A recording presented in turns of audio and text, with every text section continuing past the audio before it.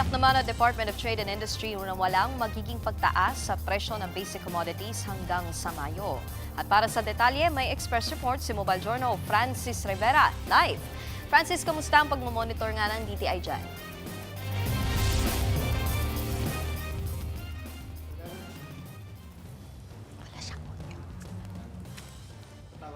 Francis? Francis, mukhang nakamute ka.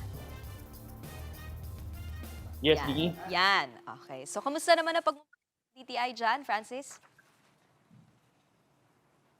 Yes, Nikki, nagsagawa nga ng price monitoring ang Department of Trade Industry kanina dito sa Muntinlupa para sa basic necessities and prime commodities.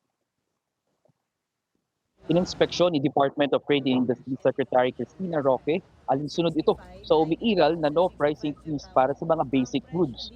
Tinapay, sardinas, canned goods at noodles, ilan lamang ito sa mga produktong kasama sa listahan na binabantayan at kinokontrol ang presyo ng ahensya. Ayon sa kalihim, walang dapat magiging paggalaw sa mga presyong ito. Napansin pa rin nito na mas bumaba pa nga raw ang ibang presyo ng mga produkto. Sa ngayon, nasa 44 to 85 pesos ang presyo ng mga tinapay. 23 to 25 pesos naman para sa sardinas. 8 pesos to 10 pesos naman ang per pack ng noodles. Habang nasa 8 pesos to 14 pesos naman ang presyo ng mga kape.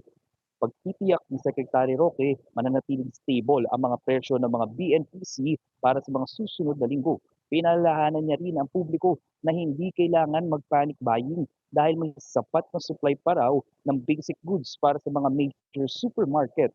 Base ito sa mga manufacturer. Extended naman ang no price increase para sa mga basic necessities and prime commodities kung noong mga nakaraang araw o mga nakaraang linggo kasi hanggang April 30 lamang, ngayon ginawang at least pinalawig pa nila ito hanggang May 10. Samantala, maglulunsad naman ng e-transport loan na 2 billion pesos ang DTI bilang tulong daw sa mga small transport operators and drivers na may business license na nais mag-shift mula sa regular vehicle to electric vehicle. 1.5 million per vehicle at 3 million para sa mga borrower. Payable daw ito ng 5 taon. Maaari raw silang mag-avail niyan simula sa April 21. Nikki, higpit na paalala ng ahensya ng DTI na wag daw munang mag-panic buying or mag-hoard ng mga goods dahil okay pa raw at meron pa raw na sapat na supply ng mga basic goods. Nikki? Maraming salamat, Francis Rivera.